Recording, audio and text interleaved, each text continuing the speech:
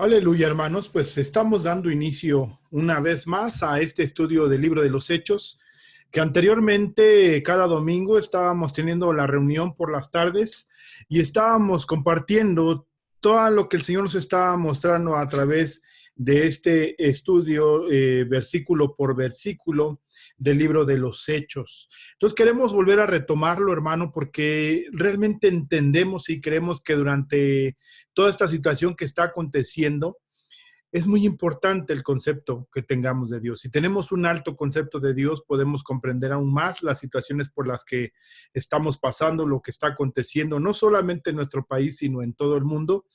Y con toda claridad, hermano, podríamos responder a muchas de las cosas que están aconteciendo. También es importante que la palabra lo tomamos como la fuente autoritativa en nuestras vidas. Sabemos que es infalible, que es inerrante la palabra del Señor y que en la plenitud de su gracia el Señor a través de su bondad nos está mostrando.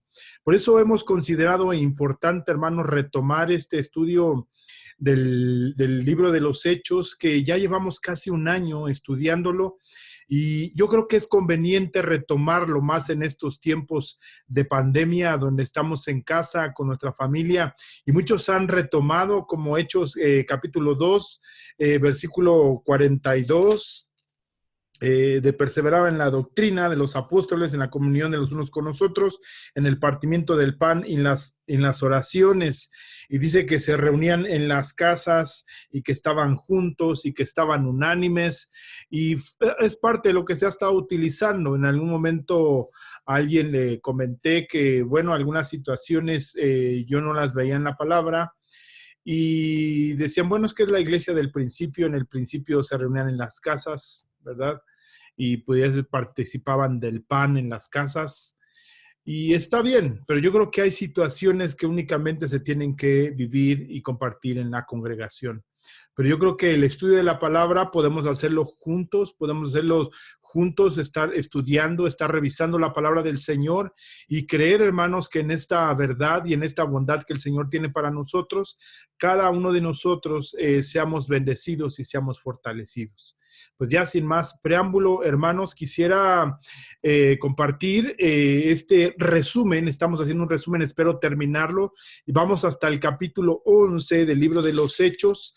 Ahí nos quedamos. Fue la última vez que estudiamos el capítulo 10 y el capítulo 11 tiene un pequeño resumen hasta el versículo 18 de lo que le estaba hablando el Señor al apóstol Pedro y al apóstol, al hermano Cornelio, que de alguna manera tuvieron una visión en dos lugares diferentes y Dios abrió el evangelio a los gentiles. A partir de este capítulo 11 vemos la aceptación de aquellos judíos, en la mayoría judíos que habían aceptado al Señor Jesucristo. Ahora de una manera clara y específica se abre el evangelio hacia los gentiles, y el que abre la puerta es el apóstol Pedro, aunque sabemos que el apóstol Pablo es el que lleva el evangelio hacia los gentiles. Pero vamos a hacer un pequeño resumen. Espero no detenerme tanto, porque de verdad, hermanos, es apasionante estar estudiando el libro de los Hechos, y creemos que es de alta bendición, hermano, estar mirando detalle versículo a versículo. Hoy ya no lo vamos a hacer porque simplemente es un resumen de lo que habíamos estado haciendo cada domingo por la tarde.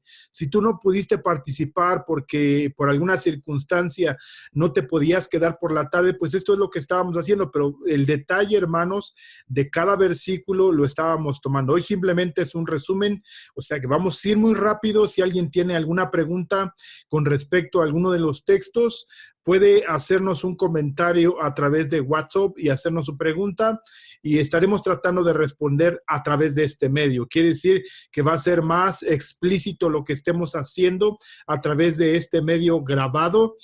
Mándanos tus respuestas y estamos dando los primeros 5 o 10 minutos del video para dar respuesta a las preguntas que cada uno de nosotros tenga en cuanto al libro de los Hechos. Entonces quisiera, hermanos, voy a abrir una pantalla para que podamos ir siguiendo la lectura. Simplemente voy a ir haciendo el resumen y tú me vas siguiendo la lectura de aquello que estamos. Voy a abrir la versión 60 y la versión de las Américas para que podamos comprender lo que el Señor tiene para cada uno de nosotros.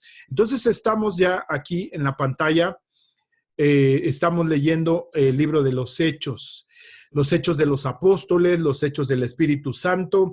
Algunas veces se ha llamado así. Este libro, sabemos, lo escribió el hermano médico amado Lucas, que se escribieron en 2 tomos, que es el Evangelio según San Lucas y el libro de los Hechos, o los Hechos de los Apóstoles, los Hechos del Espíritu Santo. Y después se decidió dividirlo, este segundo tratado del primero, que era el Evangelio según San Lucas, y después se llevó este libro de los Hechos de los Apóstoles. Y aquí comienza, hermanos, la historia de la iglesia que el Señor, hermanos, había prometido dar y establecer en la tierra.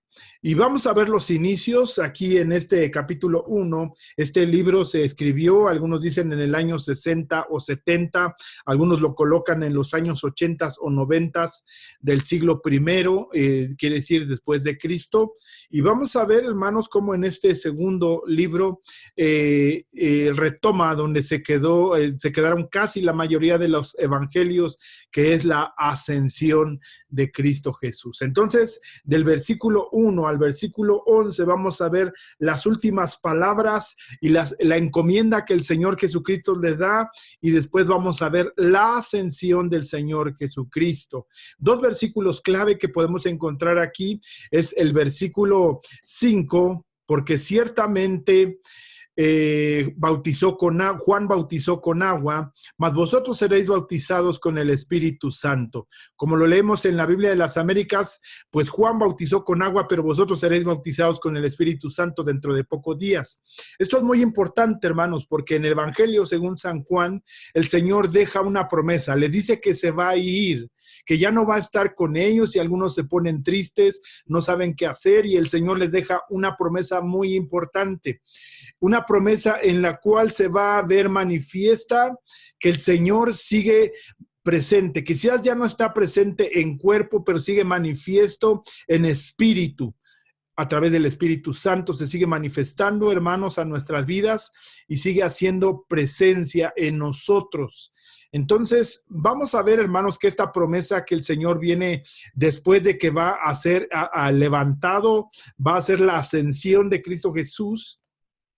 Entonces, deja esta promesa, porque Juan ciertamente bautizó con agua, mas vosotros seréis bautizados dentro de no muchos días. Y vemos, hermano, que después deja una profecía en la cual vemos el cumplimiento a través de todo el libro de los Hechos, y es precisamente hasta donde vamos a llegar este capítulo 11. Pero recibiréis el poder cuando haya venido sobre vosotros el Espíritu Santo, y me seréis testigos en Jerusalén, en toda Judea, en Samaria y hasta lo último de la tierra. Dice pues la palabra del Señor, y habiendo dicho estas cosas, viéndolo ellos, fue alzado y lo recibió una nube que le ocultó de sus ojos. Y eso es, hermanos, la ascensión del Señor. Después 2 ángeles aparecen ahí y le dice: ¿por qué estáis mirando al cielo? Este mismo Jesús que ha sido tomado de vosotros al cielo, así vendrá como le habéis visto ir. Vemos a partir del versículo 12 al versículo 26 la pregunta del lugar que quedó desocupado, que era necesario que alguien lo tomara, el oficio apostólico, era necesario que alguien lo tomara después que sabemos que Judas se ahorcó, había desertado, había traicionado al Señor Jesús, y era necesario que alguien lo supliera. Entonces vemos que ponen unas condiciones, pero antes dice en el versículo 14, todos estos estaban unánimes, entregados de continuo a la oración, junto con las mujeres y con María, la madre de Jesús, y con los hermanos de él. Entonces, el versículo 16 dice, tenía que cumplirse la escritura que por boca de David el Espíritu Santo predijo acerca de Judas, el que se hizo guía de los que prendieron a Jesús, que lo iba a negar, entonces que iba a entregar al Señor, y ese tiene cumplimiento. Entonces, el versículo 21 dice, por tanto, es necesario que de los hombres que nos han acompañado todo el tiempo que el Señor Jesús vivió entre nosotros, comenzando desde el bautismo de Juan hasta el día en que entre nosotros fue recibido arriba, uno se ha constituido testigo con nosotros de su resurrección. Esto es muy importante, porque cada uno de los apóstoles, de estos 12 apóstoles, que posteriormente los vemos en Apocalipsis, que son constituidos 12, este número no cambia. Aunque posteriormente vemos agregado al apóstol Pablo, este número no cambia, era necesario que se supliera este número 12 y sabemos que se echan suertes y la suerte cae en Matías, que cumplía estos requisitos precisamente. Decía que anduvo con ellos desde el bautismo hasta la ascensión del Señor. Dice testigo, para que sea testigo con nosotros de su resurrección. Esto es muy importante porque es el cumplimiento del versículo y lo que iban a hacer los apóstoles como testigos de la resurrección de Cristo Jesús. Entonces no podían escoger a cualquiera, debemos que dentro de ese grupo que vieron la ascensión de Jesús eran 500. Después vemos que ese grupo se reduce a 120 que estaban en el aposento alto cuando fue la visitación del Espíritu Santo. Entonces hizo una elección que cumplían estos requisitos, entonces no podía ser cualquier persona que pudiera tomar este lugar, entonces cayó en Matías. Y es muy interesante, hermanos, porque el nombre de Matías no se vuelve a mencionar posteriormente en el libro de los Hechos. Y de alguna manera algunos dicen, bueno, pues es que la elección que hicieron los apóstoles, la suerte, dice el versículo 26, echaron suertes y la suerte cayó sobre Matías y fue contado con los 11 apóstoles. Se completaba el número de los 12. Y algunos dicen que era una equivocación y que el que debería de haber tomado su lugar era Pablo. Pero Pablo vemos que son otras circunstancias en las que es llamado y eso posteriormente lo vamos a ver en el capítulo 12. De ahí vemos que ese oficio fue cubierto y viene el capítulo 2 del versículo 1 al 13. Vemos el Pentecostés. El Pentecostés, que sabemos que era una fiesta judía que lo vemos aquí en el libro de Levítico, versículo 23, de capítulo 23, versículo 15, nos habla de una fiesta establecida por el Señor, que era la quincuagésima, que se decía en el griego, y podemos ver, hermano, que tiene su referencia en el Antiguo Testamento. También lo encontramos en Deuteronomio, capítulo 16, versículo 9, nos habla de esta fiesta, que ahí la podemos encontrar, y se marca como una referencia. El Pentecostés hoy en día inclusive es parte de una denominación que es el Pentecostés, que se hace un fuerte énfasis en la obra del Espíritu Santo. Nosotros creemos en el Espíritu Santo, creemos que el Espíritu Santo es Dios y sigue actuando, la tercera persona de la Trinidad sigue actuando y sigue efectuando el propósito con el cual está manifiesto en medio de nosotros, primeramente a través de la palabra del Señor, porque la palabra es inspirada por Dios, inspirada por el Espíritu del Señor en un soplo santo y divino que es manifiesto en las Escrituras. Por eso creemos, hermanos, que son infalibles, son inerrantes. Bien, continuemos. Entonces es la fiesta del Pentecostés, que es una referencia en el tiempo, y en ese tiempo era la visita, como era una fiesta obligada. Vemos que una gran cantidad de judíos de otras regiones están en Jerusalén. En Jerusalén, de alguna manera, un lugar que reunía a mucha gente, a muchos judíos que estaban en muchos lugares, en muchos espacios, y que ahora estaba manifiesto en este lugar y en este espacio que es en Jerusalén. Bueno, entonces vemos que ahí estamos en el Pentecostés, es el cumplimiento de la promesa que habíamos dicho, señalado, Hechos capítulo 1, versículo 5. La promesa que el Señor había hecho a aquellos hombres. De ahí, del versículo 14 al versículo 42, vemos que este estruendo que se suscitó, que dice que Bajaron lenguas de fuego, un fuerte estruendo que conmocionó el entorno, porque vemos que al menos dice que se convierten 3,000 personas en este primer sermón de Pedro. Y vemos ahí, hermanos, que de alguna manera refiero, entonces Pedro, versículo 14, poniéndose en pie con los 11, alzó la voz y les habló diciendo: varones judíos y todos los que habitáis en Jerusalén, esto os sea notorio y oíd palabras. De donde había judíos de muchos lugares que vieron en su propio idioma, en su propia lengua, lo que estaban hablando aquellos que les pareció que estaban ebrios. De Mesopotamia, de Judea, Capadocia, el Ponto, en Asia, Frigia, Panfilia, Egipto, las regiones de África, de Cirene, y romanos aquí residentes, tanto judíos como prosélitos. Es muy interesante, los prosélitos, ¿quiénes eran?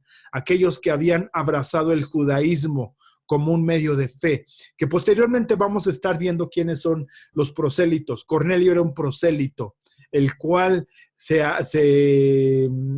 afianzó a los ritos y tradiciones judías, pero posteriormente le era necesario saber y conocer la verdad y al ungido que es Cristo Jesús. De ahí vemos, viene la promesa manifiesta en Joel capítulo 2, versículo 28 al 32. Ahí está manifiesto David, Salmo 16, versículo del 8 al 11. El Salmo 16, versículo del 8 al 11. Este es un mensaje, hermanos, en el cual es el primer mensaje que está dando el apóstol Pedro y empieza a marcar la ruta de la doctrina, la ruta que se va a seguir, cómo es que se va a encaminar el evangelio. Salmo 132, 11, y nos habla de cómo David estaba en un sepulcro, pero ahora de quien les estaba hablando era de Jesucristo, el cual dice, versículo 36, sepa pues ciertísimamente toda la casa de Israel que a este Jesús, a quien vosotros crucificasteis, Dios le ha hecho Señor y Cristo. Ese versículo 36 es el versículo que encontramos clave. ¿Por qué? Porque aquí en el versículo 34, porque David no subió a los cielos, pero él mismo dice, dijo el Señor a mi Señor.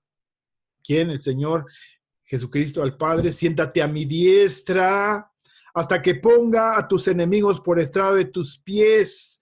Vemos que, hermanos, esta es una profecía que está en el Salmo 110. Dice el Señor a mi Señor, siéntate a mi diestra hasta que ponga a tus enemigos por estrado de tus pies. Y vemos el cumplimiento que toma el apóstol Pedro en un conocimiento claro. Debemos de recordar, este es un mensaje a judíos que conocían el Antiguo Testamento, que conocían los Salmos, que conocían a Moisés, que conocían a David.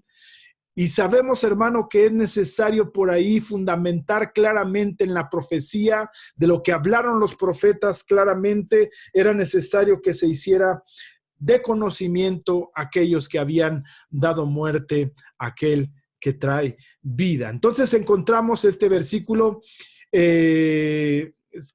37, 36, sepa pues ciertísimamente toda la casa de Israel, todo el pueblo de Israel, que a este Jesús a quien vosotros crucificasteis, Dios le ha hecho Señor y Cristo. La respuesta, ¿cuál es? Movidos por el Espíritu, confrontados por el Señor, confrontados por la palabra, confrontados por la eficacia del Evangelio, ya en el poder, en el testimonio que estaban dando el apóstol Pedro, ya llenos del Espíritu Santo. Dice, al oír esto se compungieron de corazón y dijeron a Pedro y a los otros apóstoles, varones hermanos, ¿qué haremos?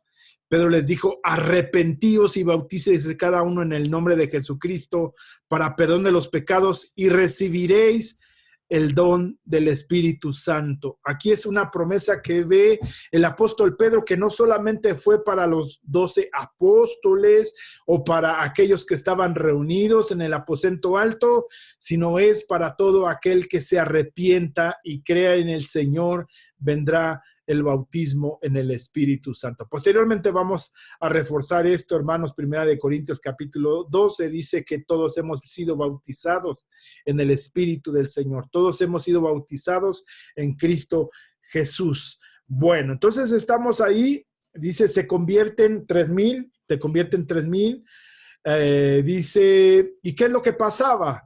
Así que los que recibieron la palabra fueron bautizados, ¿sí? Son los primeros bautizos colectivos que se celebran y que se cumplen en el nombre del Señor Jesucristo. Y se añadieron aquel día como 3,000 personas, 3,000 personas. ¿Y qué es lo que hacían? ¿Qué es lo que hacía la iglesia? Es muy interesante, hermanos, porque algunos están queriendo referir o decir que tiene que ser como la iglesia del principio que se reunía en casas. Y quizás sí. Pero veamos quizás el por qué se reunían en casas o por qué había grupos en casas. Pero toda la actividad que vemos hasta Hechos capítulo 7, al menos Pedro, Juan y algunos de los apóstoles, algunos hermanos, inclusive Esteban, se dedicaban a predicar por lo regular en el pórtico de Salomón. Ahí era donde predicaban, cerca del patio de los gentiles, antes de entrar al templo. Ahí es donde se dedicaban a compartir la palabra y perseveraban en la doctrina de los apóstoles, en la comunión unos con otros y en el partimiento del pan y de las oraciones. Hechos capítulo 2, versículo 43 al 47. El principio de la comunión de la iglesia naciente. Y vemos que las tradiciones judías siguen manifestándose. ¿Por qué? Dice en el capítulo 3, Pedro y Juan subían juntos al templo a la hora novena, la hora de la oración. Aquí es muy interesante. Suben al templo a la hora de la oración. Entran hermanos al templo después de haber sanado al cojo de nacimiento. Regresemos aquí un poco, versículo 43, y sobrevino temor a toda persona y muchas maravillas y señales eran hechas por los apóstoles. Dice, todos los que habían creído estaban juntos y tenían en común todas las cosas y vendían sus propiedades y bienes y lo repartían a todos según la necesidad de cada uno y perseverando unánimes cada día, aquí es lo que decía, cada día en el templo y partiendo el pan en las casas, que de alguna manera es una referencia de la mesa del Señor, de la Santa Cena. No la podían hacer en el templo. ¿Por qué? Porque era el templo de los judíos. No podían hacer ritos, actos fuera de la tradición o de los actos judíos. Por eso es que partiendo el pan en las casas, pero dice, perseveraban unánimes cada día en el templo. ¿En cuál templo? No es que hubieran hecho un templo, una congregación, o habían hecho un lugar específico donde se pudieran reunir 3,000 personas, sino por lo regular se seguían reuniendo en el templo de Herodes, que era el espacio que se había abierto para los judíos. ¿Y dónde estaban? ¿Dónde se reunían? Por lo regular en el pórtico de Salomón. Vamos a leerlo ahí posteriormente. Ahí se reunían, ahí compartían y también fue donde fue prendido Esteban, fue donde fue prendido Pedro y Juan. Esa era su costumbre, esa era su práctica. Esto es muy interesante, hermanos, que podamos rescatarlo, entenderlo y comprenderlo. Todavía existía el templo. El templo es derribado y destruido hasta el año 70.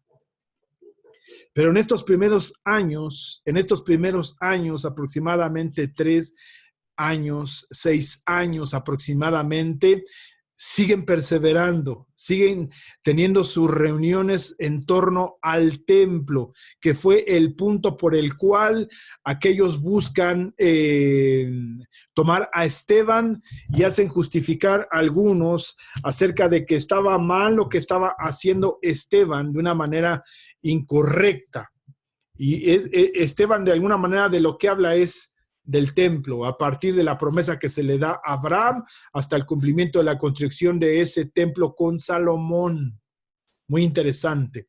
Dice, comían juntos con alegría y sencillez de corazón, alabando a Dios y teniendo el favor con todo el pueblo, y el Señor añadía cada día a los que iban a ser salvos.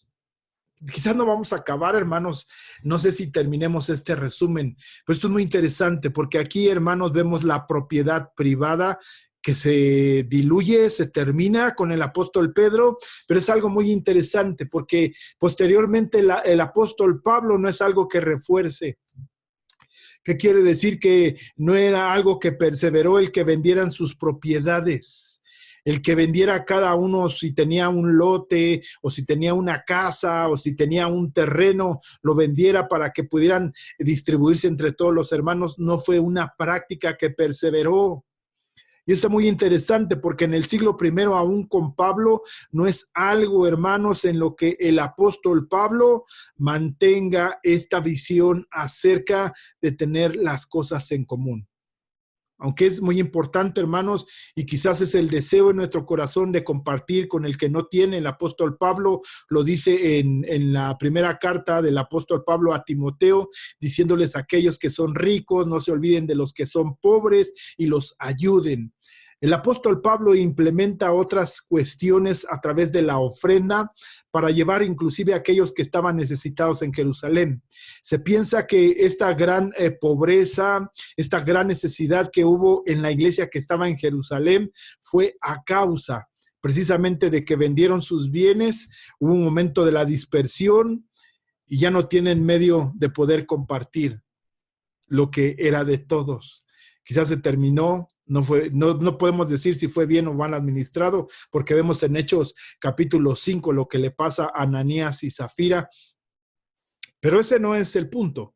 Podemos ver, hermanos, que la propiedad privada posteriormente permanece, que quiere decir que este mover del Espíritu Santo posteriormente no es algo que se impuso a los nuevos creyentes o a aquellos que estaban acercándose al Señor.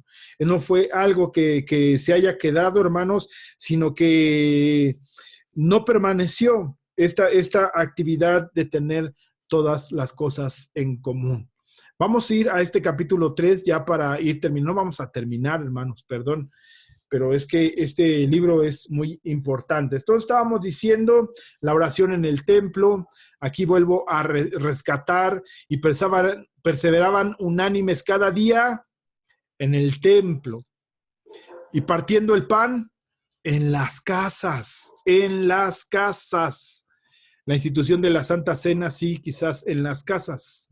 Sí, pero ahí debemos de entender, no nos da mucha luz de quién lo hacía, cómo lo hacían, si era Pedro o iba Juan o se repartían los apóstoles en las diferentes casas y participaban de la mesa del Señor a cada uno.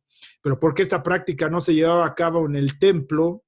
Porque el templo era un templo judío y no se permitían lo que a su parecer y su pensamiento y su visión pudiera ser una actividad pagana.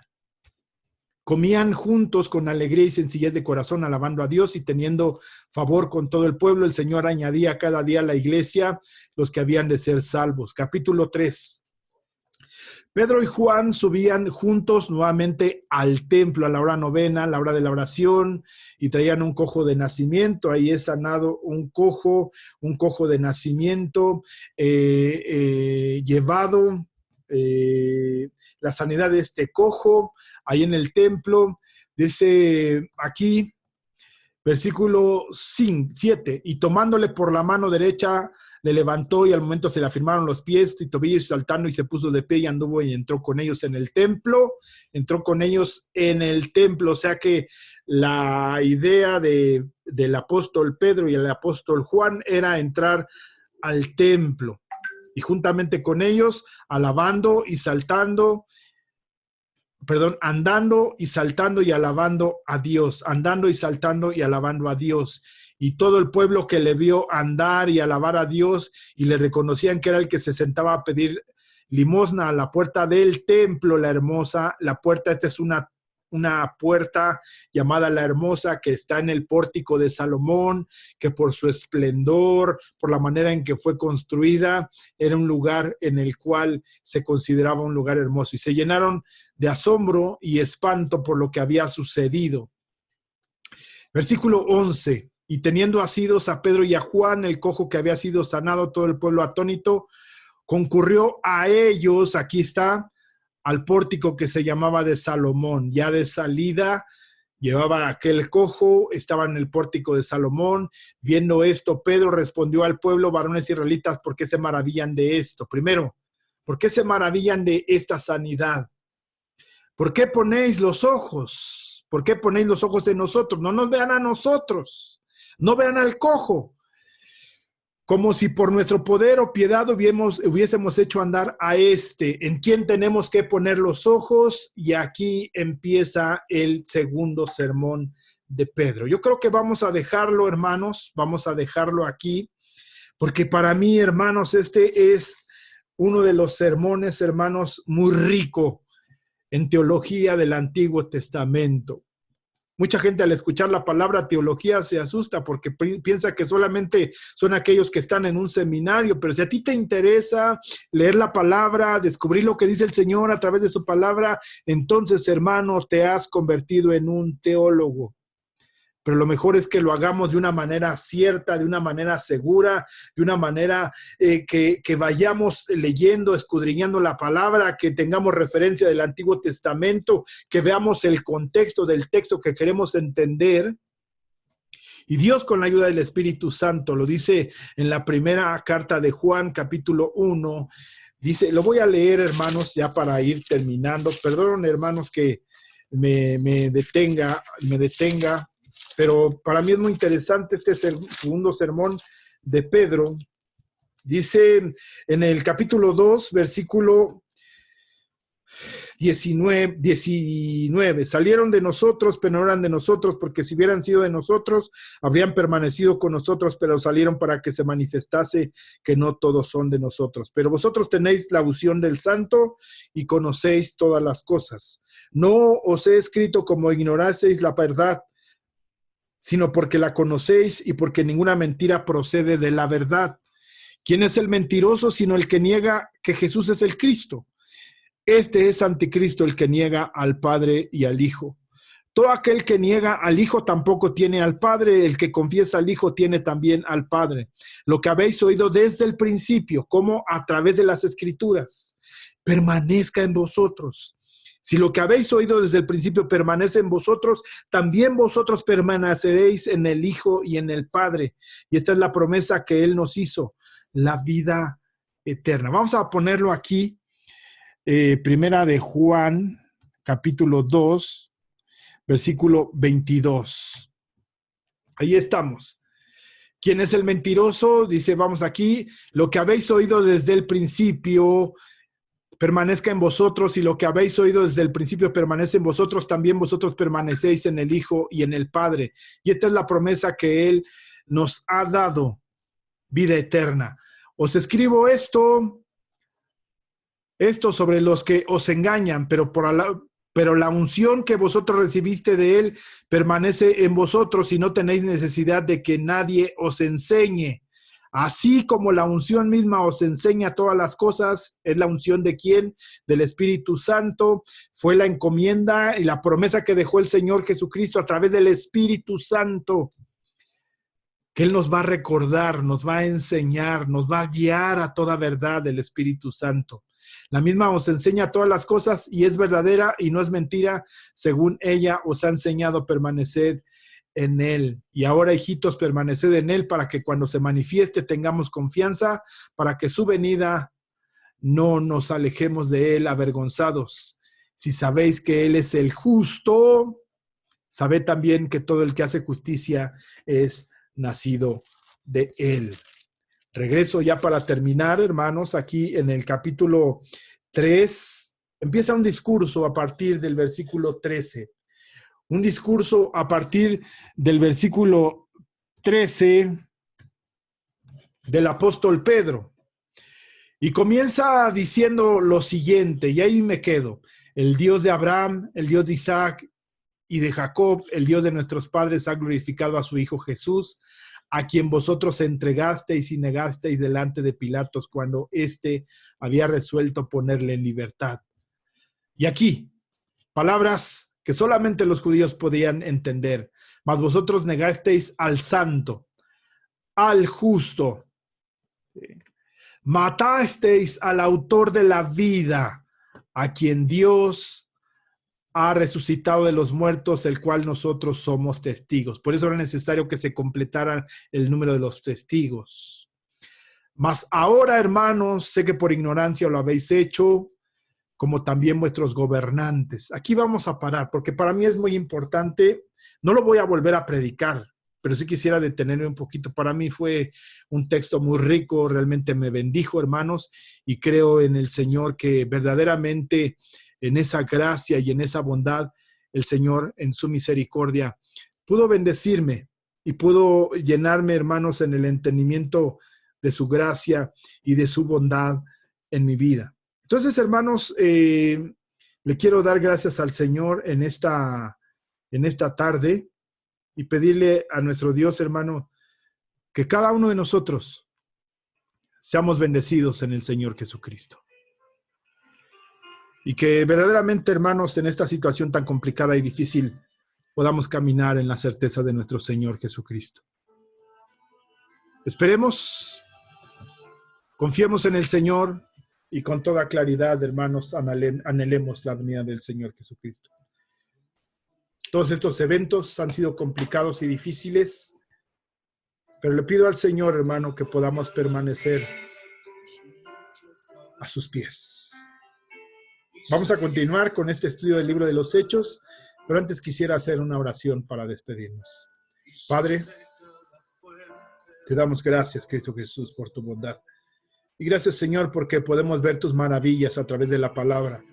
Dándote gracias y alabándote, Señor, te pedimos en esta tarde, Señor, que bendigas a cada uno de mis hermanos, seas con ellos, les ministres de tu paz y de tu espíritu, Señor, y que tu palabra los aliente, que tu palabra los bendiga, tu palabra los fortalezca, Señor, y sea una luz, Señor, en medio de esta oscuridad que nos rodea. Sabemos que tú nos has dado la vida y nuestro deseo es permanecer en esa vida, Señor. En el nombre de Cristo Jesús te damos gracias, Señor, te bendecimos, creemos y confiamos en ti, en el nombre de Cristo Jesús. Amén, Dios, y amén. Hermanos, el Señor les bendiga la próxima semana para continuar con este resumen del libro de los Hechos y vamos a ya implementar la siguiente semana por la mañana, retomar también el estudio del Antiguo Testamento. Quizás no va a ser un resumen tan exhaustivo porque ahí ya llevamos casi 2 años, hermano, estudiando desde el Génesis y vamos hasta el segundo libro de los Reyes y segundo libro de las Crónicas y hemos incluido algunos profetas para poder entender el mensaje de una manera íntegra. ¿Cuándo vamos a hacer esto? La próxima semana. Está atento ahí a los mensajes y vamos a hacer un resumen, quizás no exhaustivo, pero sí un resumen amplio, quizás con gráficas, va a ser más fácil entenderlo y podamos comprender por qué la situación de Israel sigue viviendo. Debemos de recordar que muchas de las cuestiones que le suceden al pueblo de Israel hoy pueden quedar como un precedente en nuestras vidas. El Señor te bendiga, nos vemos y nos escuchamos la próxima semana. El Señor te bendice.